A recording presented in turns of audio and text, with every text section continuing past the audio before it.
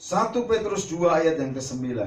Di sini dikatakan begini, tetapi kamulah bangsa yang terpilih, imamat yang rajani, bangsa yang kudus, umat kepunyaan Allah sendiri, supaya kamu memberitakan perbuatan-perbuatan yang besar dari Dia, yang telah memanggil kamu keluar dari kegelapan kepada terangnya yang ajaib.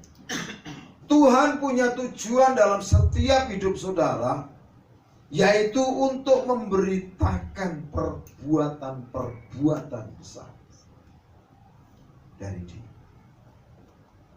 Dan ini bukan perbuatan-perbuatan besar yang dialami oleh orang lain, tapi perbuatan besar yang dilakukan Tuhan kepada saudara. Karena apa? Iblis itu dikalahkan oleh dua hal. Yang pertama oleh darah anak domba, yang kedua adalah kesaksian kita. Kalau kita ini tidak punya kesaksian Kristus, kesaksian iman, saudara, kita akan mengalami kekalahan dan kekalahan dan kekalahan. Makanya Tuhan Yesus berkata bahwa lawan terberat itu di dunia itu adalah mamon. Banyak orang kalau tidak mengasihi Tuhan sungguh-sungguh, dia akan mengasihi mamon. Kalau dia tidak mengasihi Tuhan, menjadikan Tuhan sebagai raja, dia akan menjadi budaknya mamon. Nah saudara, hal yang pertama yang perlu kita pahami adalah saudara itu sudah berada di dalam terang. Karena di dalam ayat 9 bagian terakhir dikatakan, yang telah memanggil kamu keluar dari kegelapan kepada terangnya yang ajaib.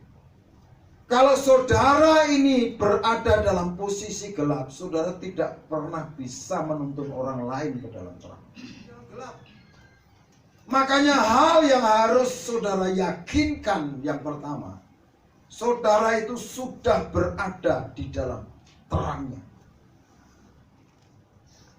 Nah, kita lihat di sini keyakinan dalam hal yang pertama ini adalah keyakinan bahwa kita ini benar-benar orang yang sudah berada di dalam terangnya. Memang saudara, kita ini punya banyak yang namanya kelemahan. Musa punya kelemahan. Dia berkata, aku ini orang yang tidak fasih lidah Tuhan. Pakai saja Harun. Apakah Tuhan gagal memakai Musa? Tidak saudara. Memang kita seringkali menemukan banyak orang-orang berdalih, aku tidak punya apa-apa. Saudara, Yesaya ketika dipanggil Tuhan, dia berkata, aku ini orang yang najis bibir. Tetapi justru dia Tuhan pakai, sentuh bibirnya, ditahirkan, dipakai untuk memberitakan Injil kebenaran. Ada lagi siapa? Petrus. Petrus itu orang yang gagal. Dia berkata, semalam-malaman aku tidak sudah bekerja keras, tidak dapat apa-apa. Tapi Tuhan berkata, ikut aku akan jadikan kamu penjala manusia. Saudara, banyak orang-orang gagal. Tuhan itu tidak perlu orang hebat.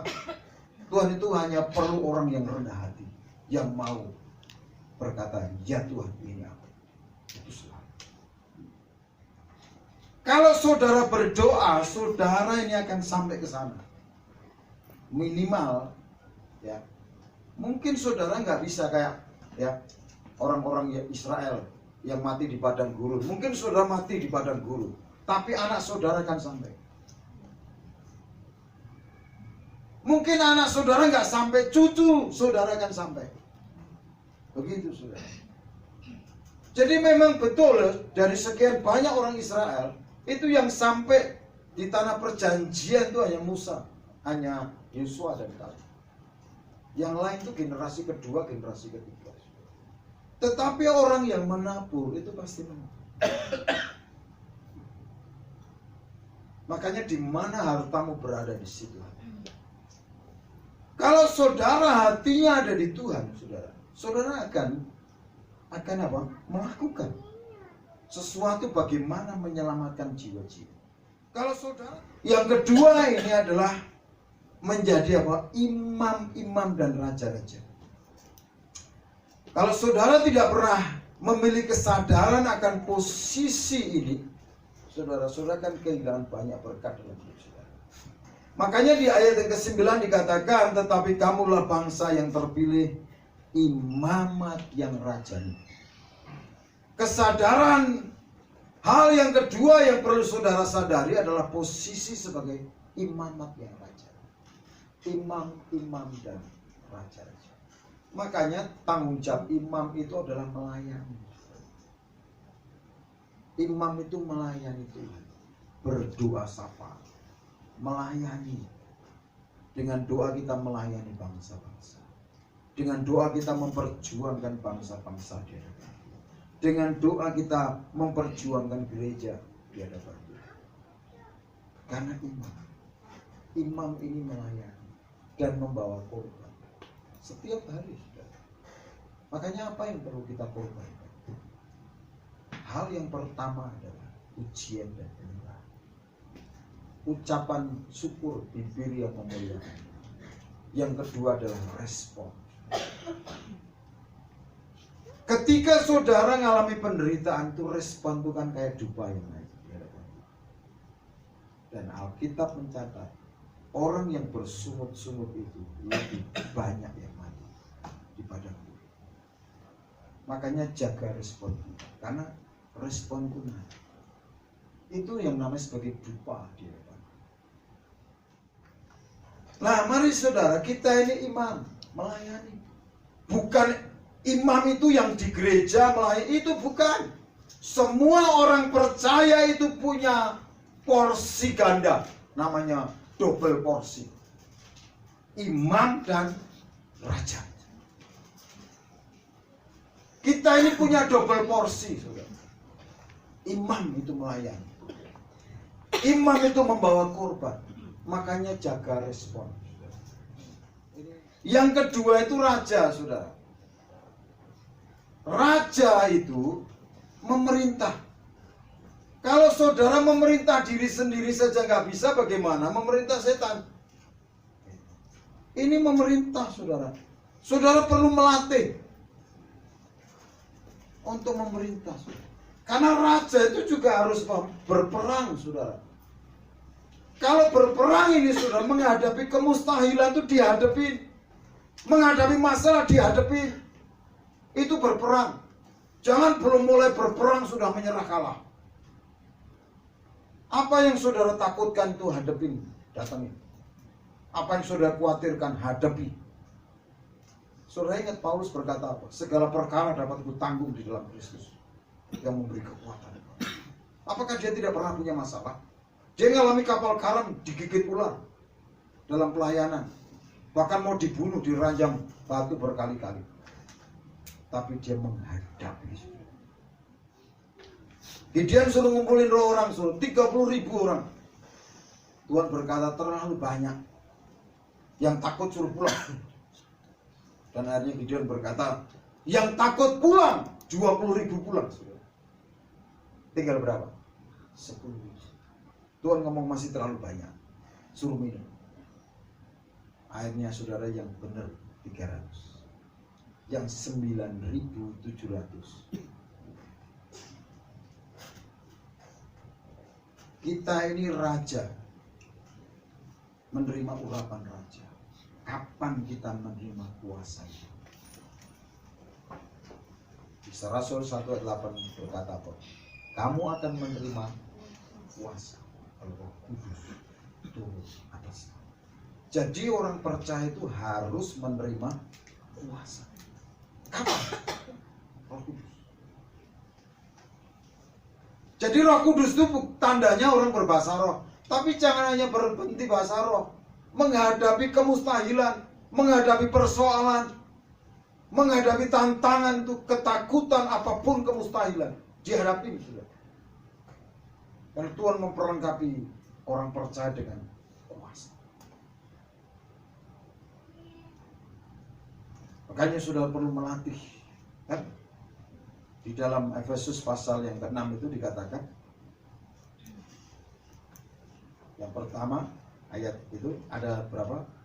6 perlengkapan senjata Allah. Yang pertama, berikat pinggang benar. Berdiri tegap. Jadi kita ini apa? Menguasai diri, kata berdiri tegap. Berikat pinggangkan kebenaran. Berbaju sirah keadilan. Yang ketiga, berkasutkan apa? Kerelaan untuk memberitakan Injil. Banyak orang Kristen hidupnya nggak rela. Kita ini saudara dibentuk dan dibentuk. Kita ini diuji respon kita ketika dibentur dan dibentuk. Apakah kita rela? Diperlakukan tidak adil. Ya. Diperkatakan yang tidak sebenarnya. Kita ini harus punya kerelaan. Selai rambut jatuh, kalau tidak seizin Tuhan, tidak mungkin jatuh. Kita punya perisai, ya, sebelum menggunakan perisai iman dari kerelaan memberitakan Injil. Lewat mungkin saudara orang berkata, kok kamu kok bisa sabar, mengalami persoalan-persoalan bisa sabar. Justru saudara dalam kelemahan kita ini, saudara, kuasa Tuhan jadi sempurna. Penginjilan itu saudara ketika kita diterpa badai saudara, dan kita tetap tegar dan tetap berdiri, orang akan melihat siapakah di belakang kita, siapakah yang dia percaya. Bukannya ketika diterpa badai ambruk saudara. Kita boleh saja mengalami jatuh, tapi bangkitlah. Jatuh lagi bangkit. Karena firman Tuhan berkata 7 kali orang benar jatuh, bangkit lagi. Hanya orang yang tidak benar ketika jatuh tidak bangkit. Amin. Dan di situ kasut, kerelaan, kemudian apa? Menggunakan perisai iman. Dalam segala keadaan untuk memadamkan semua panah api sejati, itu menggunakan perisai. Kita raja itu harus bisa memainkan perisai, saudara. Kalau orang berperang tidak bisa menggunakan perisai, kena anak panah, nuncep dadanya sudah langsung tembus. Firman, perisai itu adalah firman. Karena iman timbul dari pendengaran dan pendengaran akan firman. Kemudian di situ dengan menerima ketopong keselamatan dan pedang roh, yaitu firman. Makanya saudara, pedang roh dilatih mulut lidah kita itu memperkatakan firman. Karena ketika iblis itu saudara memperkatakan firman itu keluar dari mana? Kalau bukan dari mulut. Hai iblis, kamu keluar dalam nama Yesus. Keluar. Itu yang keluar tajam. Des. Dia langsung swing nih saudara. Makanya perlu dilatih. Jangan sembarangan menggunakan lidah. Karena apa? Makanya di situ dikatakan, dan terimalah ketopong keselamatan dan pedang roh, yaitu firman. Pedang roh itu firman. Makanya saudara, kita perlu menggunakan firman dengan baik, supaya kita menghadapi masalah firman. Saudara mengalami kesulitan apapun, ya, saudara langsung dapat pedang firman. Pencobaan yang ku alami, pencobaan biasa, keluar dari mulut. Karena apa? Firman Tuhan berkata roh iman itu begini, saudara. Believing and speaking. Percaya dan perkataan. Karena apa? Setiap tempat yang kamu injak dengan telapak kakimu, Tuhan berikan kepadamu. Apa yang kamu ikat di bumi, terikat di surga. Dan apa yang kamu lepaskan di bumi, terlepas di surga. Ini believing and speaking. Jadi pedang ini keluar dari mulut saudara. Lidah saudara ini pedang yang tajam. Kalau salah saudara, ya, makanya jangan sembarangan saudara memainkan pedang. Raja itu harus pandai memainkan pedang.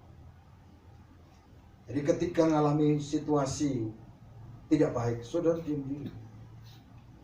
Lebih baik sembahyang. Nanti saudara akan dikasih senjata pamungkas. Nemu firman. Saya selalu ketemu firman. Kalau sudah ketemu firman, mustahil itu tidak ada. Karena apa? Dunia itu diciptakan oleh firman. Amin. Pada mulanya adalah firman. Kalau saudara menerima firman, saudara menerima pedang. Karena apa? Ketopong keselamatan dan pedang roh. Lihat Elia itu saudara. Dia melakukan kehendak Tuhan. Alam pun ikut dia. Kalau saudara alam pun tidak taat sama saudara, berarti saudara ini gak taat sama Tuhan. Kalau saudara taat sama Tuhan, setan pun akan lari dari saudara. Kalau saudara taat sama Tuhan, makanya saudara, alam pun akan ikut. Makanya saudara, kita ini perlu ngerti panggilan imamat yang raja. Kita ini imam dan raja. Harus melatih. Raja itu kalau nggak punya kekuatan, nggak punya kapasitas, nggak punya kesaktian, saudara, kerajaannya akan diinjek-injek sama kerajaan lain, saudara. Makanya jangan heran orang diinjek-injek sama kerajaan kegelapan. Kenapa? Nggak punya kapasitas. Makanya saudara, kita ini puasa itu dilatih, saudara. Baca firman. Bagaimana melepaskan firman itu. Bagaimana menggunakan firman dengan tepat. Musa itu berkata, Tuhan, aku nggak fasih. Apakah Tuhan gagal memakai Musa? Enggak. Yesaya berkata, aku ini orang yang najis bibirku. Oh, Tuhan berkata, justru dalam kelemahanmu kuasaku menjadi sempurna. Dia justru pakai dengan mulutnya jadi nabi.